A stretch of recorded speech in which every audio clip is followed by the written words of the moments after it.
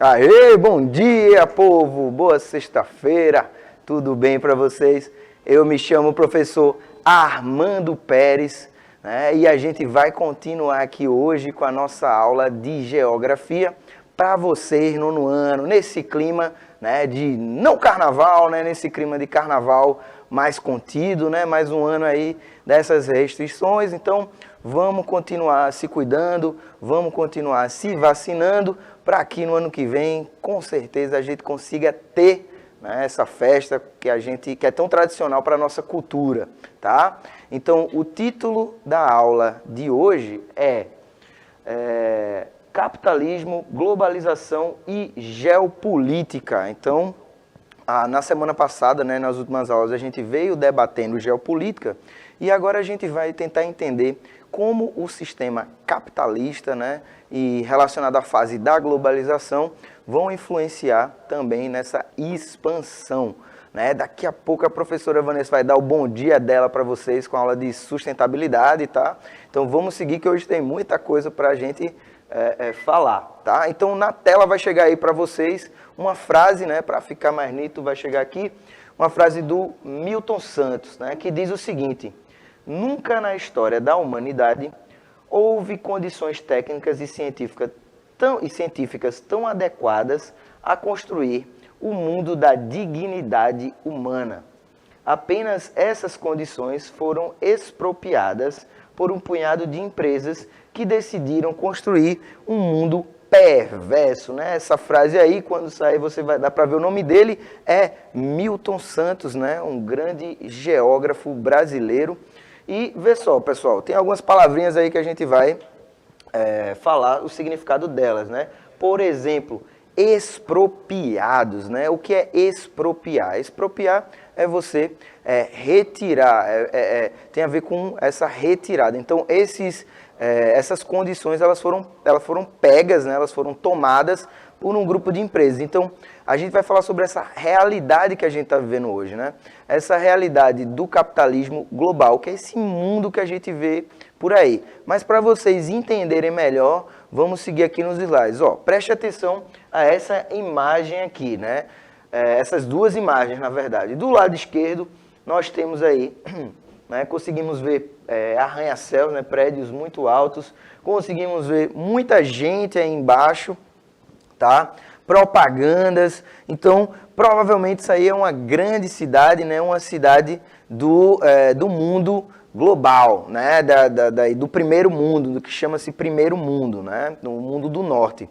E ao lado direito, nós temos condições de vida, né? De habitação bastante precárias, tá? Então, o que é que gera esse contraste, né? Quando a gente fala, né, quando o Milton Santos lá na frase dele fala de mundo perverso, né, ele está falando de qual dessas duas realidades? Né, quando ele está falando dessa perversidade, tá? Então, ao lado esquerdo nós temos aí o mundo do norte, né? Provavelmente uma cidade norte-americana, tá? Ou europeia. E ao lado direito nós temos aí o mundo do sul, né? Então, esse sul e esse norte é o sul e norte geográfico, professor? Não, é o sul e o norte geoeconômico, que tem a ver com as condições de vida da população daqueles lugares. Vamos seguir que vocês vão entender mais sobre isso, mas antes a gente precisa dar uma arrumada nas questões conceituais. Veja, meu aluno, esse slide ele traz muitas informações, tá? Então, para ficar tudo direitinho na memória de vocês, pode assistir a reprise, né? Pode também assistir no YouTube, tá? E assiste no YouTube que dá para pausar, né? Organiza esse esqueminha que eu faço aí para vocês, né? Já fiz em outras aulas. É o famoso mapa mental, né? Que serve para você perceber quais informações são mais importantes nesse conceito. Então vamos lá, o capitalismo, né? Mas o que é capitalismo? Esse capitalismo que a gente fala que está no título da nossa aula. O capitalismo é um sistema econômico, pessoal. O sistema econômico, ele vai, né, organizar a produção, distribuição, consumos de bens e serviços de uma economia. Tá? Isso vai fazer com que esses princípios técnicos, né, essa técnica, ou seja, como vai ser executada essa economia, né, seja endereçado para, por exemplo, a acumulação de capital, né, acumulação de recursos. Então, onde esses recursos vão estar alocados? Então, vamos lá. Ó, uma das características, né, a gente tem 3 características aí embaixo, né? A primeira característica é a propriedade privada, né? Ou seja, nesse sistema capitalista nós vamos ter a valorização dessa propriedade, tá? Que pertence ao indivíduo, ou seja, os meios de produção eles vão pertencer aos indivíduos, a acumulação de capital que é gerada a partir do trabalho assalariado, né? Ou seja, esse conjunto de características é que vai servir para organizar o sistema capitalista, que é o sistema que a gente vive, né, de forma mais intensa desde o evento da Guerra Fria. E lembrando, né, que não tem como não falar da conexão que está acontecendo no mundo atual. Veja como a geografia ela é bonita, ela é dinâmica, né, mesmo com coisas que são meio difíceis de falar, como, por exemplo, o conflito que está acontecendo, né, entre Ucrânia e Rússia. Mas se a gente pensar e for analisar as condições geopolíticas, a gente vê que não é somente entre Ucrânia e Rússia, né? A gente vê que tem outros atores mundiais envolvidos, né? Como a OTAN, que é organizada pelos Estados Unidos. Então, a geopolítica é isso, pessoal. A geopolítica é os interesses que estão por trás desses eventos, dessas relações a nível mundial. Então, vai lá, assiste a aula da gente de novo, por exemplo, e assiste o jornal, tenta entender, né? Você já vai poder conversar aí, já vai poder interagir nas redes sociais, se você gosta disso, interagir com as pessoas da sua família. Então, é muito mais do que só aprender conceitos para fazer provas, né? Aprender conceitos justamente para a gente perceber o mundo ao nosso redor. Então, eu acho que a gente analisar esses eventos que estão acontecendo agora é fundamental para mostrar isso, né? Como o que a gente está falando aqui tem repercussão na vida, né? Acontece aí fora. Beleza, pessoal? Então vamos seguir. Então o sistema capitalista, ele se estabeleceu no mundo depois desse evento, Guerra Fria, né? Que eu tenho certeza que vocês já viram em história, tá bom? Então vamos continuar. O capitalismo ele é uma coisa só, mas para a gente entender, né? Normalmente é dividido em fases. E a gente tem 3 fases aqui, volta a repetir, né? Quando vocês forem estudar, vocês podem pausar para copiar essas fases. Eu coloquei aqui justamente para isso, tá? Então, o capitalismo comercial, o capitalismo industrial e o capitalismo financeiro. Eu vou destacar somente 3, um de cada, né? Que está em negrito. Né? O primeiro do capitalismo comercial é o metalismo, ou seja, a busca por metais preciosos, né? Por ouro. Né? Isso fez com que, no século XV, nações como Portugal, Espanha, né? Nações europeias, saíssem em busca desses metais preciosos, porque as economias eram baseadas nisso e na troca de mercadoria. Né? Por isso que é o capitalismo comercial. A principal fonte de geração de lucro, né, que vai virar capital, é justamente o comércio. Tá? Na segunda fase, o capitalismo industrial, nós vamos ter o capitalismo comercial, ele vai continuar, né, continua até hoje, como eu disse, tudo é capitalismo, mas essas fases, elas servem para a gente estudar, para a gente enxergar melhor o mundo que está hoje, porque isso continua. Então, a gente tem o capitalismo comercial, depois vai adicionar aí, vai dar uma temperada com a indústria, né? A industrialização que aconteceu, né, no período histórico das revoluções industriais, tá?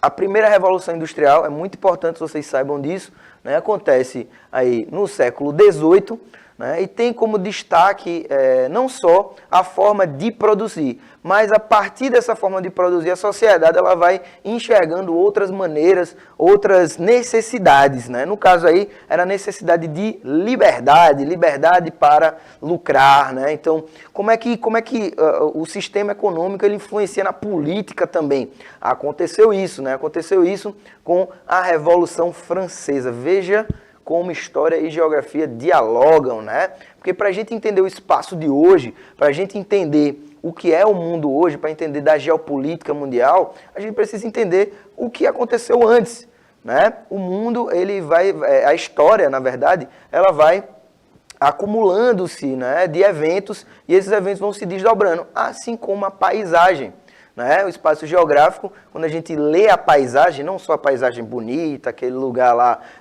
cinematográfico, mas também a paisagem construída, a paisagem humana, tá?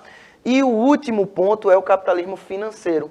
Tá? O capitalismo financeiro ele já vai surgir aí no século XX, né? Vai trazer as transnacionais. Professor, o que é uma transnacional? Eu não sei, isso existe no Brasil, professor, já que é transnacional? As transnacionais são empresas que atuam no mundo inteiro e têm a sua produção dividida. Como é isso? Ora, é só você olhar aí, ó, tem marcas famosas, né, eu não posso falar aqui o nome, mas tem marcas famosas que vão ter a sua produção made in algum lugar. Né? Então, se você olhar aí na sua roupa, no seu sapato, né? Você olhar nos produtos eletrônicos, você vai ver aí, made in Taiwan, made in China, made in Singapura, por aí vai. Então, essas empresas, será que elas estão localizadas nesse lugar? Fica aí o ponto. Pesquise, busque conhecer de onde é que vem o produto que você está usando, quem foi que trabalhou para poder esse produto chegar na sua mão. Então, isso é a lógica do capitalismo. Veja que vai se relacionando, né? A gente viu que existe o trabalho que assalariado, né? O trabalhador ele vai vender a sua força de trabalho, né, em troca de um salário porque ele não tem os meios de produção. Tranquilo? O último ponto desse esqueminha aqui é a globalização, que faz parte, que, segundo o geógrafo Milton Santos, começa lá atrás no século XV com as grandes navegações, né, porque as grandes navegações vão aumentar o fluxo de comercialização no mundo. Tá?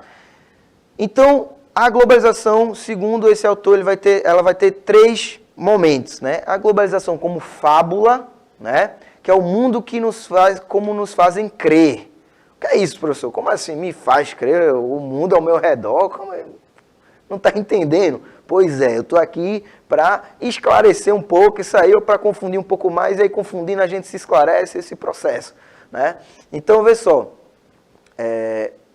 segundo nos vendem, né, a globalização apareceu aqui embaixo, ó, opa, o QR Code, isso é um símbolo da globalização. Por quê? Porque essa globalização, ela dá essa interconectividade, né? Esse QR Code ele serve para quê? Ele vai levar para outro lugar. Veja que coisa fantástica, né? De fábula. Você aponta seu celular para esse QR Code, ele vai lhe levar para outro lugar e nesse lugar você vai ter informações, né? Você vai fazer o download, né, do aplicativo para assistir todas as aulas através do seu celular. Então, que fábula é essa que a globalização conta para a gente? É a fábula de que todo mundo vai ter acesso a isso.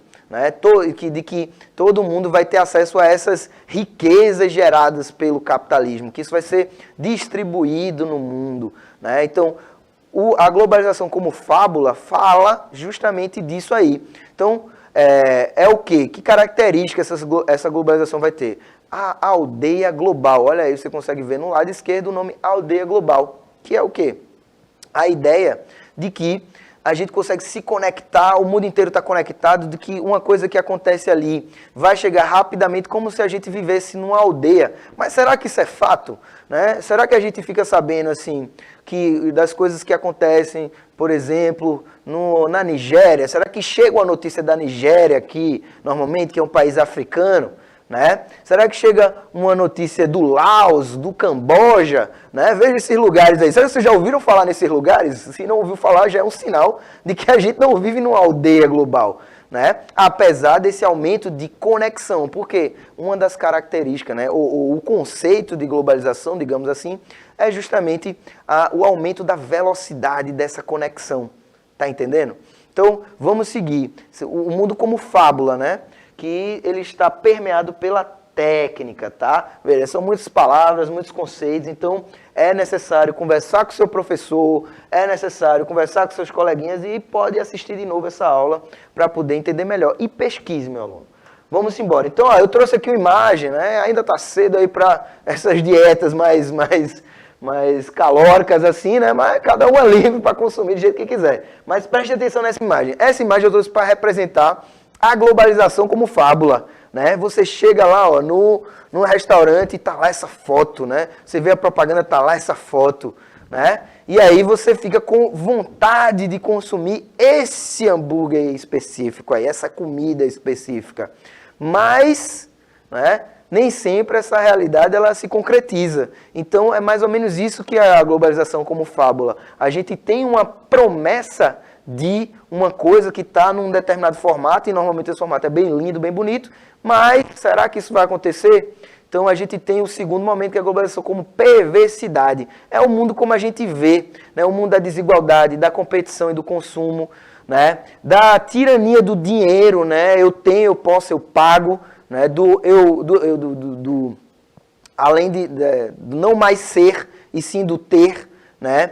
Da tirania da informação, né? Dessa coisa de a gente ter um mundo em que ninguém sabe mais o que é a verdade. Então esse é o mundo como fato. Esse é o mundo que está aí posto para a gente como realidade, ou seja, naquelas duas imagens que a gente viu, né? Existe o mundo da fábula, que é aquele primeiro lugar com propagandas e tudo moderno, e o mundo da realidade, que é o mundo da pobreza, que é onde a maior parte das pessoas vivem. Então, a globalização como perversidade é isso aqui, ó. Você vai lá, busca aquele belo hambúrguer, né, tão incrementado, e a realidade que você recebe é isso aí, né? Então a globalização como perversidade, tá? Lembrando que essa divisão aí é do grande geógrafo Milton Santos, né? Então vamos seguir, que ainda tem mais uma ideia sobre isso, tá? Vamos aqui, ó. Preste atenção a essa imagem, né? A gente consegue ver o quê? É o nosso planeta, né? O planeta Terra à noite. Só que tem aí uns detalhezinhos, né? Esses detalhezinhos são pontos luminosos, tá? Esses pontos luminosos, eles servem para provar, né, na prática, essa ideia do mundo globalizado. Lembra que a gente falou do mundo do norte, né? Ou seja, os países do norte, eles estão o quê? Eles estão mais bem iluminados, né? Eles são pontos luminosos. Isso está diretamente ligado ao uso da técnica, né? Então eu tenho mais lugares ocupados, eu tenho maiores concentrações urbanas sem necessariamente ter maior população, né? Então, por exemplo, se a gente observar aí o Brasil, né? O Brasil tem cerca de 210 milhões de habitantes. Os Estados Unidos, lá em cima, né, aí ao norte, né, vocês conseguem ver o Brasil aqui na América do Sul, né, ao norte, aqui, ó, deixa eu mostrar para vocês, aqui está o Brasil, né, e aqui em cima a gente tem os Estados Unidos, ó, conseguem perceber? Então, os Estados Unidos têm apenas 100 milhões de pessoas a mais do que o Brasil, né, um pouco mais do que isso, e é bem iluminado, né, então não tem tanta gente assim. Então, isso é que é o avanço da técnica desigual, né? Então, a gente tem um mundo do norte, onde está todas as benesses, né? Tudo que a globalização tem, e o mundo do sul, né? Observando também, mais uma vez, a África, né? A África tem 1 bilhão de pessoas, né? Mas aí tem pouquíssimos pontos luminosos, significa que a técnica ela não chega da mesma forma nos lugares. Então, isso é um mundo como perversidade. Algumas pessoas têm acesso, outras não têm acesso, e o que determina isso é o quê, meu aluno? É justamente a tirania do dinheiro, a tirania do capital, a concentração de capital. Beleza? Então veja como está relacionado aí.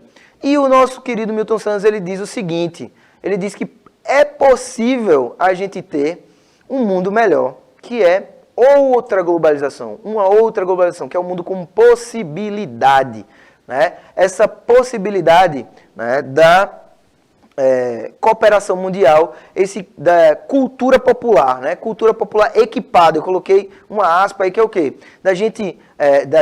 Mas de dar acesso à cultura popular, de se mostrar, né? Porque outra característica da globalização é a globalização cultural. Quando, né, a cultura dos países do norte desenvolvidos parece melhor do que a cultura dos países do sul. É só ver quantas salas de cinemas no Brasil passam filmes brasileiros, quantas salas de cinema passam filmes estrangeiros, né, principalmente estadunidenses, né, de como esses produtos dos filmes estadunidenses estão aqui no nosso dia a dia, beleza? E como a gente idealiza o mundo como eles. Então, é essa lógica aí, né? Essa é uma lógica que faz a gente acreditar nisso de uma forma bem sutil, tá? Então, essa aula é para vocês ficarem ligados nisso aí. Então, só para finalizar esse quadro aqui, a gente tem uma mistura de filosofia que vai melhorar essa sociodiversidade. Então, isso para o geógrafo Milton Santos, com as condições que a gente tem aqui, tá aqui, ó, o grande mestre Milton Santos, com as condições técnicas que a gente tem daí do primeiro mundo, vai gerar uma outra globalização, uma globalização do acesso, uma globalização mais igualitária. E aí, ó, o que é que apareceu aqui para vocês? Apareceu, né, esse nome maravilhoso que é a sustentabilidade. E você, não, eu guardei aqui, ó, a presença dela para esse momento, né? Chega aí, menina sustentável, Vanessa tá aqui com a gente, vem embora.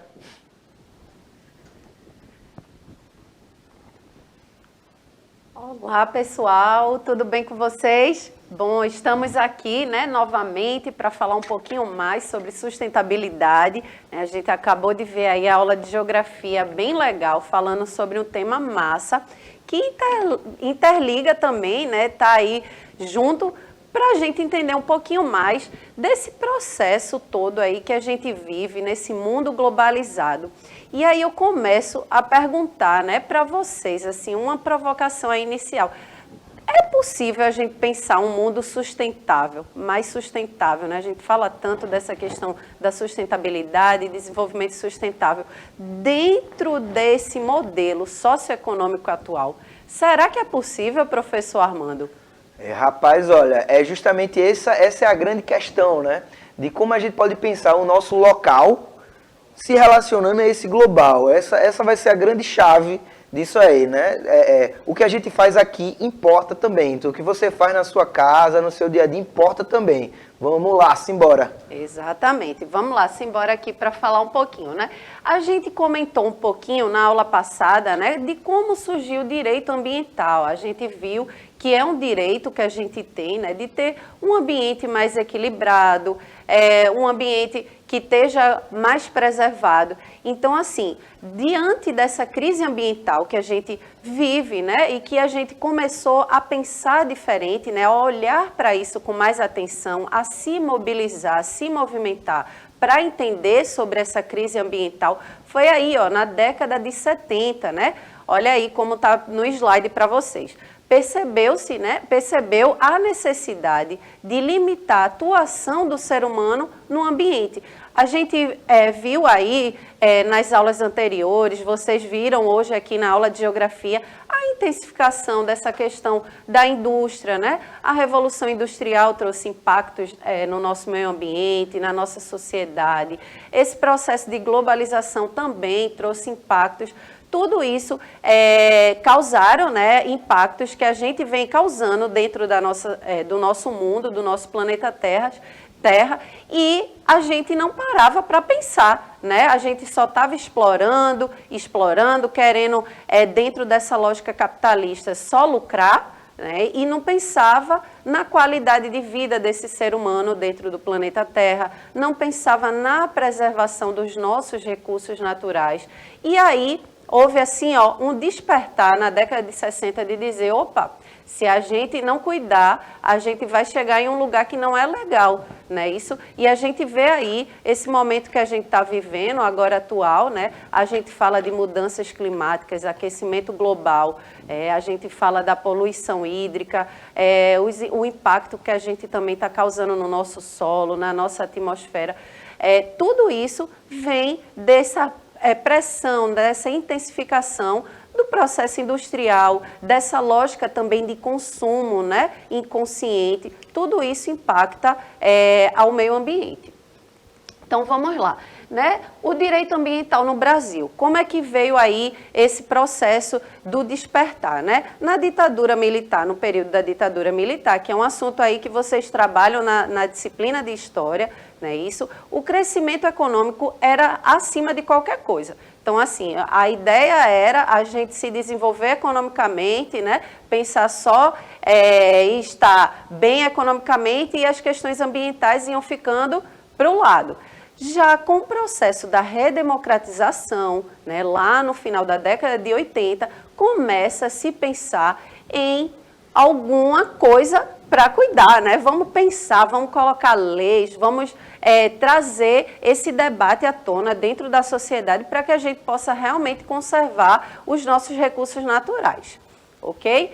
Então, bom, aí começa a surgir, né, algumas preocupações e aí alguns órgãos que a gente tem hoje dentro da nossa sociedade, que é, olha aí, o IBAMA, que é o Instituto Brasileiro do Meio Ambiente e dos Recursos Naturais Renováveis, que está dentro, né, do Ministério do Meio Ambiente, e o ICMBio também, que é uma autarquia, né, que é outro instituto, uma instituição aí, Chico Mendes, de conservação da biodiversidade. Então, são órgãos que executam, fiscalizam, monitorizam todas as questões ambientais dentro da nossa sociedade. A gente vive agora um momento atual onde a gente vê essas políticas ambientais um pouco enfraquecidas, né? A gente vê aí um descuido de algumas questões ambientais, a gente vê falar muito de desmatamento, de queimadas no momento atual. Mas a gente tem órgãos, né, que fazem essa fiscalização, que tem esse cuidado para que a gente realmente possa mudar e ter esse mundo mais sustentável, como a gente estava falando. Então aí, ó, como a coletividade, como nós, né, indivíduos, coletivos, podemos atuar nessa questão ambiental? Será que o professor Armando tem alguma ideia aí sobre como a gente pode atuar nessa coletividade para ajudar o meio ambiente? Vê só, a gente pode ir atrás de exemplos, né? De exemplos, como eu falei, ó, a magia da interconexão aqui é justamente o local e o global, né? Por exemplo, quando a gente cuida da nossa casa, né? Quando a gente cuida da nossa sala de aula, chega na sala de aula, tá tudo limpinho, e quando sai no fim do dia tá tudo sujo. Será que a gente sente de forma diferente? Será que isso não pode acontecer também dentro da nossa cidade, né? Do nosso bairro? Então, eu acho que a gente pode começar a pensar nesse caminho, professora, né? Como as nossas ações locais, elas impactam no espaço que a gente convive e como isso pode ser o quê, ó? Replicado, como isso pode ser visto como uma boa ação e essa ação ser propagada. Exatamente, né? A gente pensa aqui mesmo, por exemplo, como é que está aí na sua escola, né? A gente sempre estimula isso porque é dessas pequenas ações que a gente já pode, né, causar um impacto positivo, né, no nosso meio ambiente. Será que aí na sua escola vocês já utilizam a coleta seletiva? Né, estimular o pessoal a fazer uma horta de repente na escola? Isso é muito importante, gente. A gente começar nesses pequenos passos porque causam realmente um impacto positivo numa esfera maior, né? Na esfera macro. Então é importante realmente que a gente comece nesses pequenos detalhes cotidianos, né? A gente jogando o nosso lixo adequadamente, certo? A gente não energia, né? Tentar economizar. Tudo isso são pequenas ações, repensar o nosso consumo também, o nosso alimento, né, de onde vem. A gente fala muito da questão aí do agrotóxico, porque também essa questão da revolução, né, verde, que a gente vai falar aqui mais à frente, impactou muito a área do campo. A gente fala muito do processo da urbanização, que tem muitos impactos dentro da cidade, mas o campo, né, a área rural, ela também sofreu impactos devido a esse processo de industrialização, né, de intensificação e exploração do nosso meio ambiente. Então, vamos seguindo aqui, ó. Adotar estilos de vida mais equilibrados e amigáveis com o meio ambiente é fundamental para o planeta Terra, certo? Então, vamos ver aí algumas situações, né, algumas dinâmicas que a gente já pode utilizar no nosso dia a dia para que a gente possa melhorar, né, ter esse estilo mais amigável com o meio ambiente. A alimentação, né, é um deles. Hábitos, como eu falei aqui, né, da reciclagem, fazer a coleta seletiva, né, que começa na coleta seletiva de separar os nossos resíduos e depois a gente reciclar, reutilizá-los. O transporte também, né, preferir transporte mais sustentável, uma bike ou ir a pé. O consumo também aí, é uma coisa que a gente pode pensar de energia, de água, tudo isso é importante. E aí fica uma sugestão de atividade para vocês sobre o que aqui está acontecendo, né? Voltando aí para a questão da geografia, entre a Ucrânia e a Rússia. Discutam aí com seus colegas, com os seus professores em sala de aula, porque agora a gente já está finalizando essa aula e eu vou passar a palavrinha para o professor Armando para ele se despedir de vocês. Um abraço, vamos conversar, vamos debater e entender a geografia. Um abraço, professora Vanessa, até mais. Exatamente, a gente se despede nesse ritmo carnavalesco, um beijo bem grande, gente, e até a próxima aula. Tchau, tchau.